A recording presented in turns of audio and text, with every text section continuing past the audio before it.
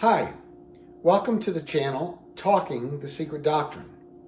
My name is Dr. Don Franklin Shepherd, and we will be exploring the Secret Doctrine together. On this channel, we will be using the facsimile edition to the 1888 Secret Doctrine, published by Theosophical University Press out of Pasadena, California. The purpose of this channel is really twofold. First, we want to explore the Secret Doctrine with all the complexity and all the nuances that H.P. Blavatsky intended. Too many theosophists over the years have oversimplified and oversimplified and oversimplified. This is not the purpose of this channel. The second purpose of this channel is to suggest that the Secret Doctrine is a stream of consciousness philosophy. The subjects that are spoken of in the Secret Doctrine can be directly experienced in the mind's eye. We know this because in the proem, on page 1, in the first sentence of the Secret Doctrine, H.P. Blavatsky writes about an archaic manuscript that appears before the writer's eye. H.P. Blavatsky is seeing through the mind's eye the innermost cosmos. Well, what is this?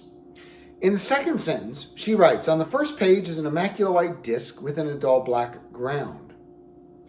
This immaculate white disc is the first logos, and it is often spoken of as Para Brahman. The dull black ground is the second logos, and it is often spoken of as Mula Prakriti. These two subjects are the origin of our humanity. She continues in the next sentence. On the following page, the same disc, but with a central point. So the immaculate white disc is the first logos, the dull black ground is the second logos, and the central point is the third logos. The central point emerges along the plane of the immaculate white disc, worms its way through the dull black ground, and explodes on the other side, establishing the sevenfold universe. She continues.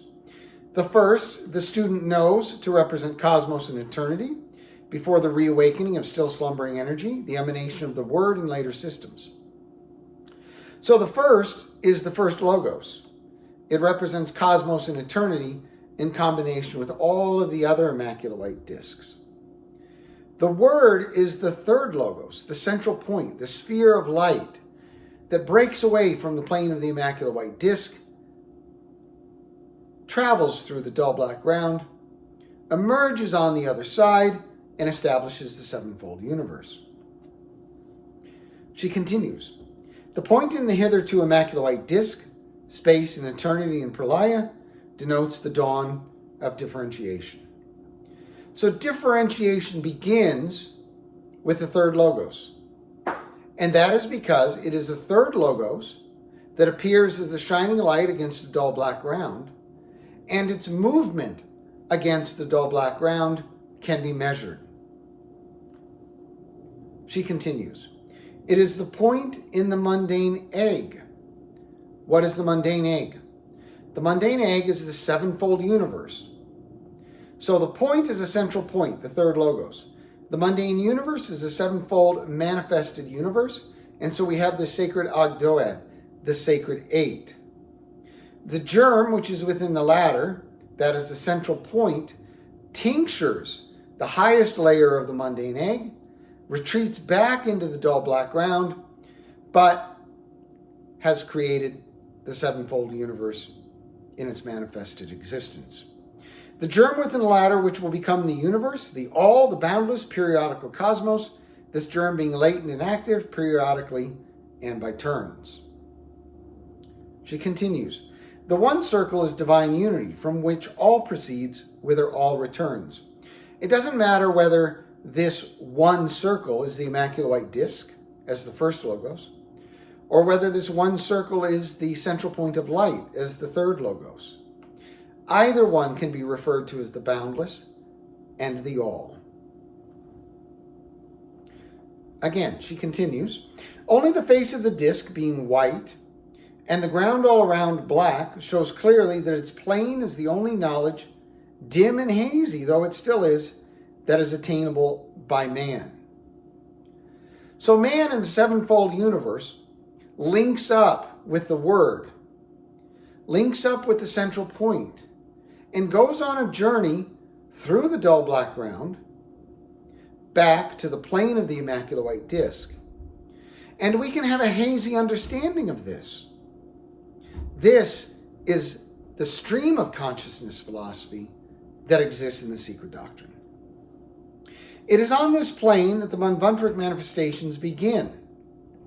So it is on the plane of the immaculate white disk that we get the beginning of the Manvantaric manifestations, meaning we have the third logos breaking away along the plane of the immaculate white disk and establishing the sevenfold universe.